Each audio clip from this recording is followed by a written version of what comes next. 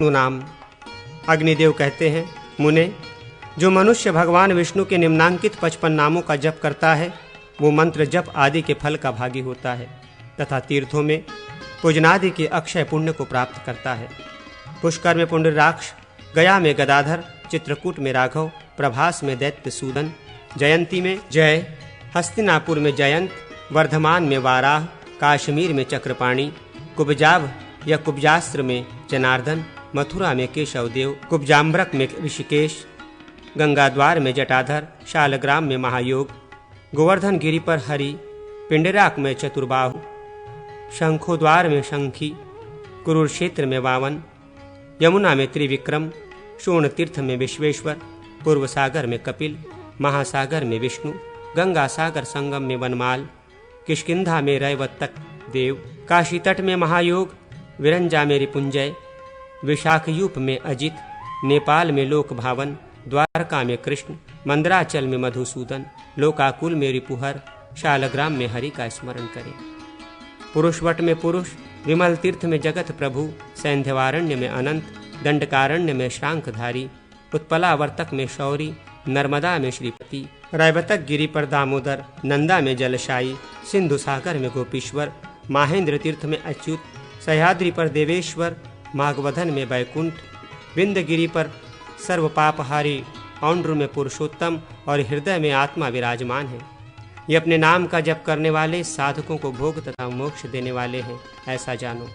प्रत्येक वटवृक्ष पर कुबेर का, प्रत्येक चौराहे पर शिव का, प्रत्येक पर्वत पर राम का तथा सर्वत्र मधुसूदन का स्मरण करे।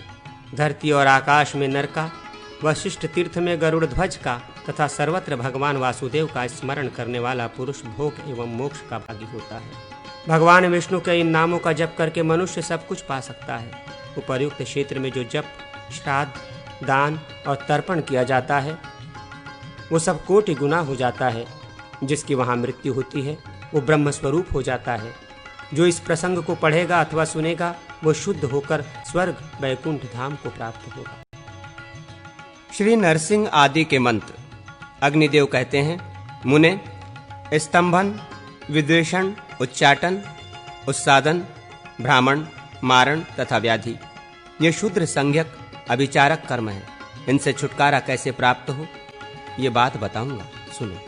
ओम नमो भगवते उन्मत्त रुद्राय भ्रम भ्रम भ्रामय भ्रामय अमुकम वित्रासय वित्रासय उदभ्रामय उदभ्रामय रुद्रम रौद्रेण रूपेण ओम फट स्वाहा। शमशान भूमि में रात को इस मंत्र का 3 लाख जप करें। फिर चिता की आग में धतूरे की समिधाओं द्वारा हवन करें। इस प्रयोग से शत्रु सदा भ्रांत होता चक्कर में पड़ा रहता है। सुनहरे गेरू से शत्रु की प्रतिमा बनाकर उक्त मंत्र का जप करें। फिर मंत्र जप से अभिमंत्रित की हुई सोने की सुइयों से उस प्रतिमा के कंठ अथवा हृदय को बींधें। इस प्रयोग से शत्रु की मृत्यु हो जाती है। गधे का बाल अथवा हखरवाक्ष्वा, मयूर शिखा नामक औषधि के पत्ते, चिता का भस्म, ब्रह्मदंडी, ब्रह्मदारू या तूत की लकड़ी तथा मरकटी, करंज भेद, इन सब को जलाकर भस्म चूर्ण बना लें।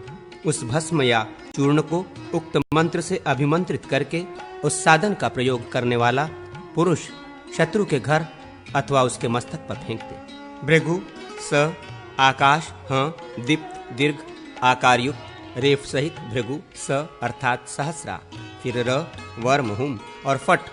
इस प्रकार सब मिलकर मंत्र बना सहस्राकार हुम फट। इसका अंगन्यास इस प्रकार है।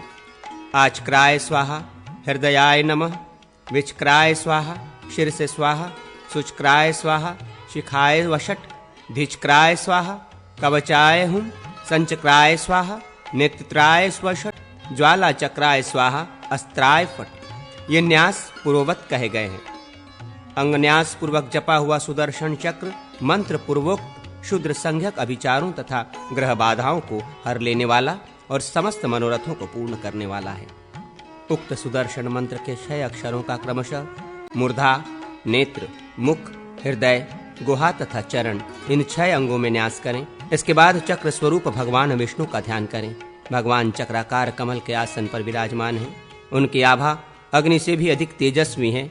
उनके मुख में दाढ़ें हैं। वे 4 भुजाधारी होते हुए भी अष्टबाहु हैं। वे अपने हाथों में क्रमशः शंख, चक्र, गदा, पद्म, मूसल, अंकुश, पाश और धनुष धारण करते हैं। उनके केश पिंगल वर्ण के और नेत्र लाल हैं। उन्होंने अरों से त्रिलोकी को व्याप्त कर रखा है। चक्र की नाभि नाहा उस अग्नि से आविद्ध व्याप्त है। उनके चिंतन मात्र से समस्त रोग तथा अरिष्ट ग्रह नष्ट हो जाते हैं। संपूर्ण चक्र पीत वर्ण का है।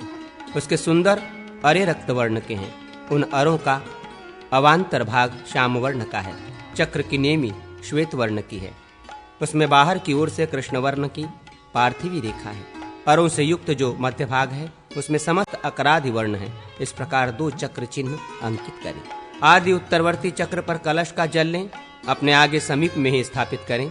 दूसरे दक्षिण चक्र पर सुदर्शन की पूजा करके वहां अग्नि में क्रमशः घी, अपामार्ग की समिधा, अक्षत, तिल, सरसों, खीर और गोधृत सब की आहुतियां दें।